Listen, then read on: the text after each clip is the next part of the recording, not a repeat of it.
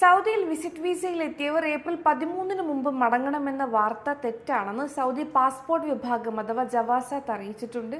India അടക്കം 14 രാജ്യങ്ങളിൽ നിന്നെത്തിയ എല്ലാവരും മടങ്ങണമെന്നും ഇല്ലെങ്കിൽ 5 വർഷത്തെ പ്രവേശന വിലക്ക് ഏർപ്പെടുത്തുമെന്നും ട്രാവൽ കമ്പനികളുടെ സർക്കുലർ പ്രചരിക്കുകയായിരുന്നു. ഇത്തരത്തിലുള്ള മിസ്ഇൻഫർമേഷൻസ് ചൂണ്ടിക്കാട്ടിയാണ് ജവാസാത്തിന്റെ മറുപടി. പുതിയ നിർദ്ദേശങ്ങൾ ഉണ്ടാകുമ്പോൾ ജവാസാത്തിന്റെ ഔദ്യോഗിക ചാനലുകൾ വഴി അറിയിക്കുമെന്നും റിപ്പോർട്ടുണ്ട്. കഴിഞ്ഞ മാസം മുതൽ സൗദിയിലേക്ക് ഇന്ത്യക്കാർക്കുൾപ്പെടെ വിസ നിയന്ത്രണമുണ്ട്. ഹജ്ജിന് മുന്നോടിയായാണിത്. ഇന്ത്യക്കാർക്കുൾപ്പെടെ നിലവിലുള്ള സന്ദർശന വിസ നിയന്ത്രണം ഹജ്ജിന് ശേഷം അവസാനിക്കുമെന്നാണ് പ്രതീക്ഷ. വിസ നയങ്ങളെക്കുറിച്ചുള്ള മിസ്ഇൻഫർമേഷൻസ് അഡ്രസ് ചെയ്യുന്നതോടൊപ്പം രാജ്യത്ത് ക്രമസമാധാനം നിലനിർത്താനുള്ള ശ്രമങ്ങൾ ശക്തമാക്കുകയാണ് അധികാരികൾ. സൗദിയുടെ വിവിധ ഭാഗങ്ങളിലുള്ള കസ്റ്റംസുകൾ വഴി ഒരാഴ്ചക്കിടെ 68 തരം മയക്കുമരുന്നുകൾ ഉൾപ്പെടെ 1000-ലേറെ വസ്തുക്കളുടെ കള്ളക്കടത്തുകൾ പിടികൂടി. രാജ്യത്തെ കര, കടൽ, വ്യോമ കസ്റ്റംസ് തുറമുഖങ്ങളിൽ നിന്നാണ് 1071 കള്ളക്കടത്ത് കേസുകൾ കണ്ടെത്തിയത്.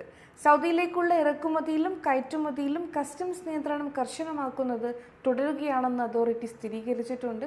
തുടർച്ചയായ സഹകരണത്തിലൂടെയും ഏകോപനത്തിലൂടെയും സമൂഹത്തിന്റെ സുരക്ഷയും സംരക്ഷണവും ഉറപ്പാക്കുന്നതിന് എല്ലാ മുന്നൊരുക്കങ്ങളും രാജ്യത്തെ കസ്റ്റംസുകളിൽ സ്വീകരിച്ചിട്ടുണ്ടെന്നും അധികൃതർ അറിയിച്ചിട്ടുണ്ട്. കുടിയേറ്റ നിയന്ത്രണങ്ങളോടൊപ്പം രാജ്യത്തെ കള്ളക്കടത്ത് തടയുന്നതിലും സൗദി ഗണ്യമായ പുരോഗതി കൈവരിക്കുന്നുണ്ട്. സൗദിയിൽ ഒരാഴ്ചക്കിടെ നടന്ന പരിശോധനയിൽ നിയമലംഘനം നടത്തിയ 18,000-ഓളം പേരെയാണ് അറസ്റ്റ് ചെയ്തത്. താമസ നിയമലംഘനം നടത്തിയതിന് 13,000 പേരെയും അതിർത്തി സുരക്ഷാ ചട്ടങ്ങൾ ലംഘിച്ചതിന് 3,500 പേരെയും അറസ്റ്റ് ചെയ്തു. അതേസമയം രാജ്യത്തേക്ക് അതിർത്തി കാക്കാൻ ശ്രമിക്കുന്നതിനിടെ 1,260 പേരും അറസ്റ്റിലായി. ഇവരിൽ 28% യമനികളും 66% എത്യോപ്യക്കാരും 6% മറ്റു രാജ്യക്കാരുമാണ്. അതേസമയം വിദ്യാർത്ഥികൾക്ക് വേനൽക്കാല ചൂടിനെ മറികടക്കാൻ ജിദ്ദയിൽ സമ്മർ സ്കൂളിംഗ് ടൈം പരിഷ്കരിച്ചിട്ടുണ്ട്. ജിദ്ദയിൽ ഈദ് അവധിക്ക് ശേഷം നാളെയാണ് സ്കൂൾ ആരംഭിക്കുന്നത്.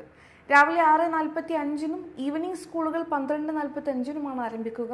തുടർ വിദ്യാഭ്യാസ പ്രൈമറി സ്കൂളുകളിൽ ആൺകുട്ടികൾക്ക് 6-നും പെൺകുട്ടികൾക്ക് വൈകിട്ട് 3:30-നും ആരംഭിക്കും.